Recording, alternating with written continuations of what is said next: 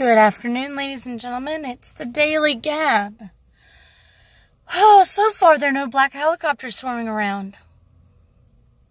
But I have noticed today there was a pattern in everybody's driving. Everyone's in a dadgum rush, and they don't care whose way they're in. Now, a lot of you guys know me. I drive purely defensively.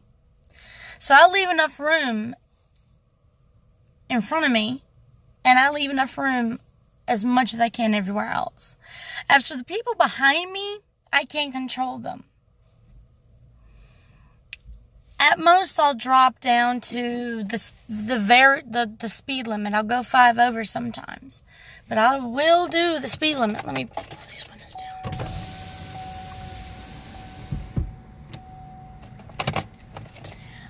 But when it comes to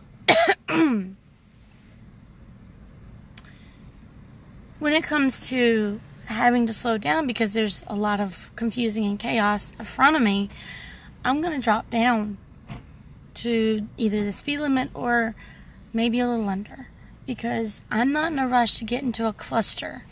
The worst thing you can do, and accidents mainly happen, is when you're in a cluster, because 9 times out of 10 when you're in a cluster on the highway or whatever road you're at, you're in somebody's blind spot and they're not going to see you. And if they want to merge last minute, you can either get out of their way, possibly wreck, or get out of the way and be lucky enough not to get in a wreck, or just slow down and let them do what they're going to do up there.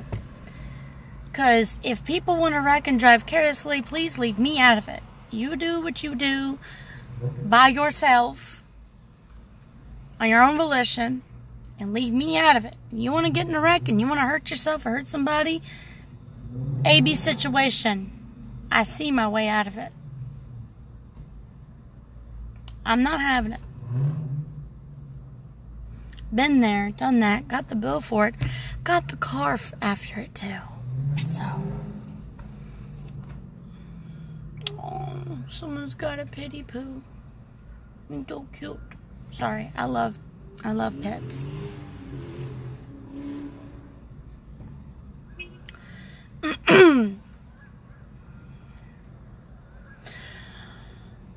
The worst drivers that I ever see are actually people that drive trucks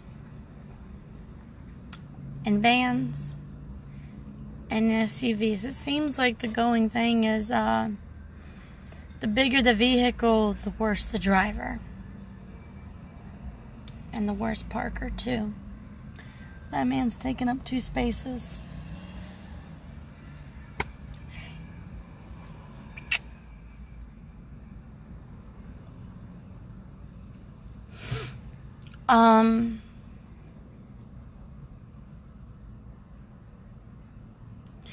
So the Daily Gab is supposed to be about being kind to yourself. Some people don't understand the term. It's a shame, but they're not alone in not knowing how. We put ourselves through a lot of hell. Mentally, emotionally, spiritually, supernaturally, physically. We put ourselves through a lot of unnecessary grief, when there are easier paths you can take, a lot more kinder decisions to make for yourself. So the thing is, being kind to yourself. That means, but not limited to, taking time for yourself. Or putting in extra work hours so that you're able to do something for yourself that would better your life. Like saving up money for some kind of, legal action you need to do. or to pay a certain bill off, or to have that, what I call cushion money, that if anything were to pop off, you would have, you would be able to bounce off on that cushion money.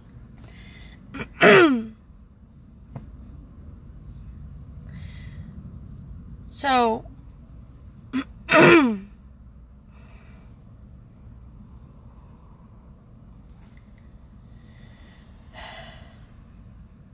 thing is, be kind to yourself whenever possible. Like, for instance, it could be something dietary. Instead of getting that greasy old hamburger from McDonald's, and go to Subway and get you a nice square sub.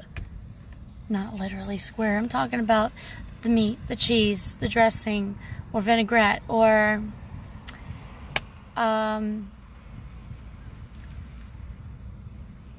vegetables. Healthier choices. Healthier choices. And you'll notice, if you try to eat healthy for a week, you'll notice that you will feel so much better. The first week is always the hardest because you're going to be craving your quick and easy food, when quick and easy isn't really healthy. If you know quick and easy and healthy food, please let me know. I've actually gotten as far as to cut my cravings. Like, I'll be craving what I normally would want to get when I would crave a cheeseburger is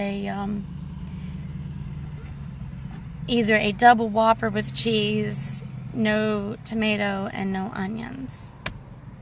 Mainly because I don't like onion breath, and I'm allergic to tomatoes, raw tomatoes. So, oh, but I love me some lettuce. I love me some lettuce.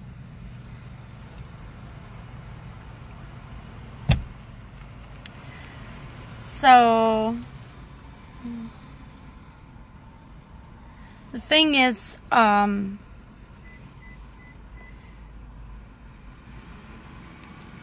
don't have very long, damn it. So, being kind to yourself, that would include, taking a nap when you want to. And it would include taking time to just treat yourself. Something that you know you enjoy, but you always say, oh, I don't have time for it. Like a bubble bath. Shoot, I know some guys that like bubble baths. And they sit there and they're like, it's the best half hour I ever get. Other times it's something else. But we won't discuss that. We're going to keep this clean today. Clean as a bubble bath. Do something for you. Like for instance, if let's say your room or your vehicle is messy, do something to, work at trying to make it cleaner. Take a little extra time on your hair if you want to. Just treat yourself good. Like, if you've been so long without a candy bar and you've been working really hard and you're having a little rough day, a little pick-me-up isn't going to hurt you. $1 and some change isn't going to hurt you. So get you a soda, get you a candy bar, get yourself a cookie, because life is too short not to be kind to yourself.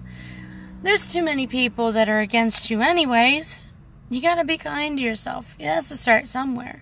And when you finally learn to be kind to yourself and love yourself, you'll learn that life is going to be a little more smoother, no matter the situations. Everything works out. The only thing that you can do by just ignoring your problems is make it worse. Running away from your problems is only going to make it worse. Face it. Do the best you can in whatever circumstances that you're in. Because the one person that can believe in you and actually move mountains would actually be yourself. Someone else fixing your problems for you or doing things for you, sure, it's going to mean a lot, but you wouldn't appreciate it as much as you would if you were to do it yourself. True. When I was young, I always expected someone to do something for me because, let's face it, my mom and my dad and my sister, a lot of people, my grandma, they always did something for me. I didn't have to really do anything for myself. And that really made me into a spoiled little brat. It's not right. So what I did was, it took me leaving home for a little while to learn to do for myself, because nobody else was going to do it for me. I needed food. I needed to go get a job. I needed to go grocery shopping. And I had to balance my budget. I had to learn myself, because being told how to do it wasn't really working. So I had to be kind to myself and take care of myself. Through caring for myself and being kind to myself, I learned how to love myself, appreciate myself and what I do for myself. I'm not talking about being self-centered and making things always about you. It shouldn't always be about you. It should be about other people. But you have to treat yourself well and treat yourself right and be kind and love yourself before you can start pouring from your glass to others. If, let's say, a cup represents you. If you do not love yourself and care for yourself, what are you able to give other people? Just a simulation, really, of what is right and what should be. But if you pour from an empty cup, you're giving people nothing but an empty promise and empty hope. You're not being yourself. You're not being truthful. But if you love yourself, nurture yourself, be kind and good to yourself, and all that good stuff, you'll be able to fill that cup up. Like in the Bible, my cup runneth over. Meaning, they had a lot to give. Therefore, when your cup runneth over, you're more able to give people something real, something true, something honest, something genuine, something rare. In a world full of people that are fake and hate, be something opposite. If you think you're in the nitty-gritty now, deep in a hole, there's always somebody that is more willing to show you how to love and care for yourself. If you walk around every day, hate, anger, sad, negative, you will most definitely find that there's somebody more than willing to show you and prove to you that there is a lighter side of things, that it is possible to be happy because you choose to be happy. You want to be loved? You can't sit around and wait for someone else to start loving you. You gotta love yourself first. And then when you finally, love yourself, you'll see that, that will attract more. You get more with honey than you do with vinegar. And it's true.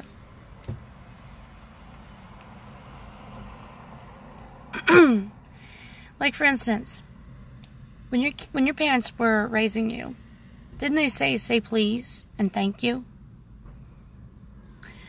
Or if, like, for instance, let's say you're a kid and you say, give me that, I want that right now. And you were nasty about it. Are you really going to be apt to be getting it? Are you really going to get what you want asking like that and behaving that way? Chances are, definitely not. But if you say, may I please have blah, blah, blah, or could I please have, or may I, or whatever polite term you want to use, you're more apt to getting something out of that. Rather than asking rudely and being rude, you're not apt to getting much.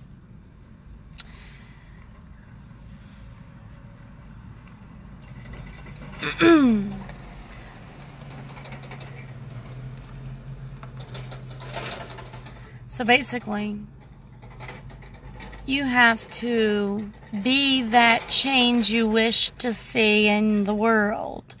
You have to be the change that you want in your life. You have to walk the walk. Not just talk the talk, you've got to walk the walk. Talking is pretty cheap when you're not acting on it. Truly. Words mean nothing if there are no actions before, during, and or after. If there's no progression into it, you're just blowing sunshine up people's butts. And nobody appreciates that. No person in the world would say, I like it when people say one thing and do another. Nobody likes that. You would be considered a liar. And the worst thing to do is to lie to yourself. So do not do that.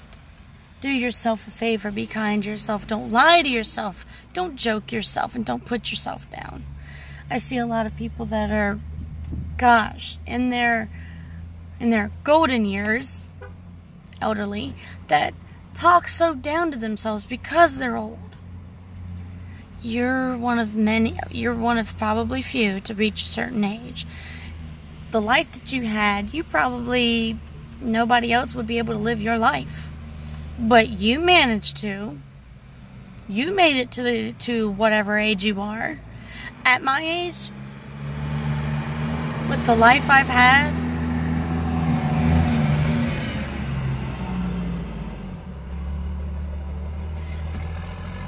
you speed up and trying to hit somebody, and that's a big old truck with 2 redneck boys in it. Real asshole move. A lot of people these days are itching for a confrontation or a fight. And you know, that's no way to live. It's no way to live. That's because something is lacking in their life and they're just lashing out blindly, not knowing where, what, who, why they are the way they are. You ever heard the term restless spirit? Well, that pertains to people that are alive too.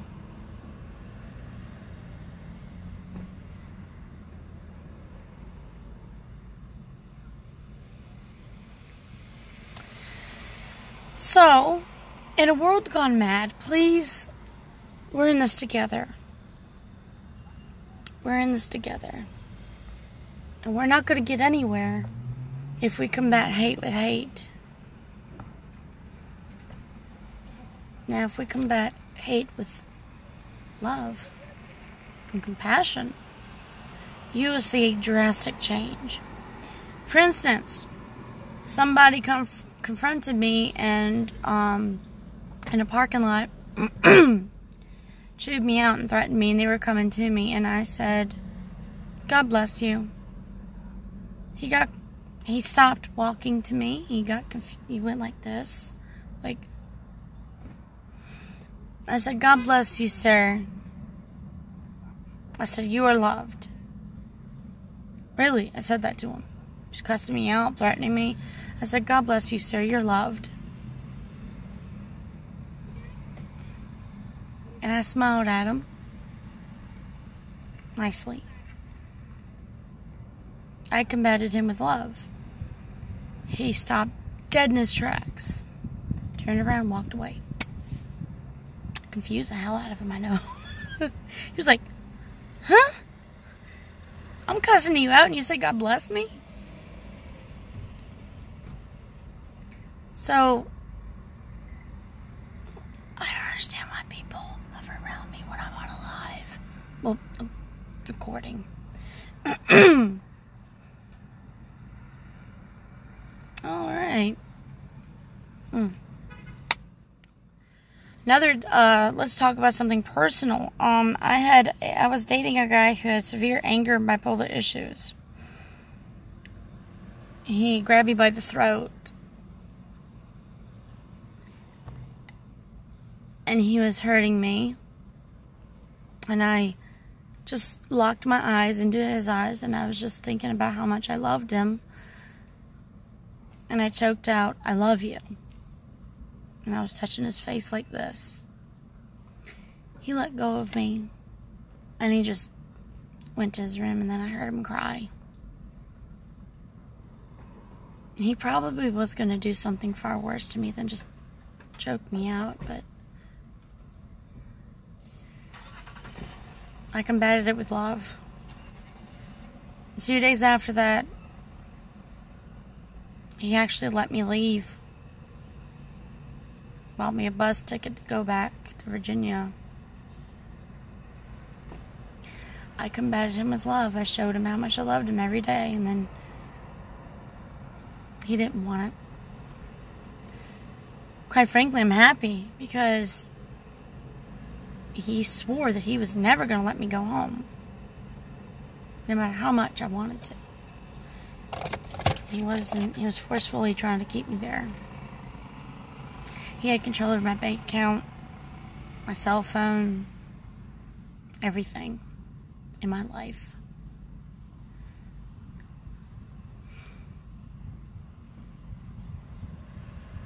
And, yeah.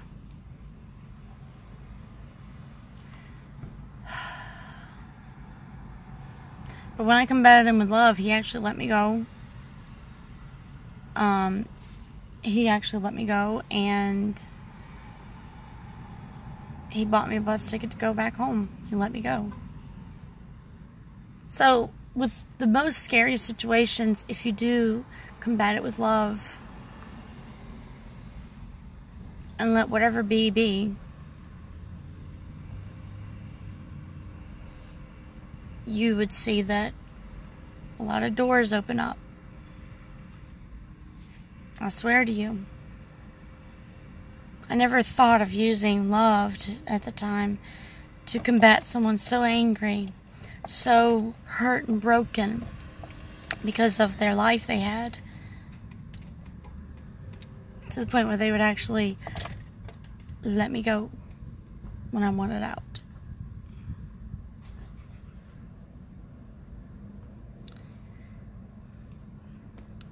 At his defense, he was hurt, and he never recovered from the loss of certain people in his life. He felt that he was dealt a dirty hand by his family, when in actuality he had bipolar disorder, depression issues. He was manic depressive, bipolar. He had all the classic symptoms, and he never grieved properly for the one family member that left, that died.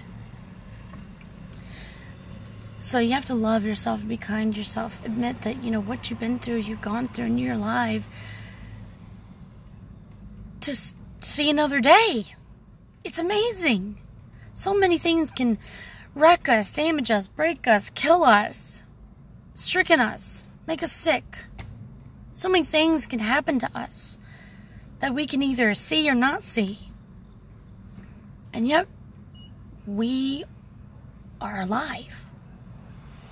Most people can't say that. You are precious. You have to see how precious you are.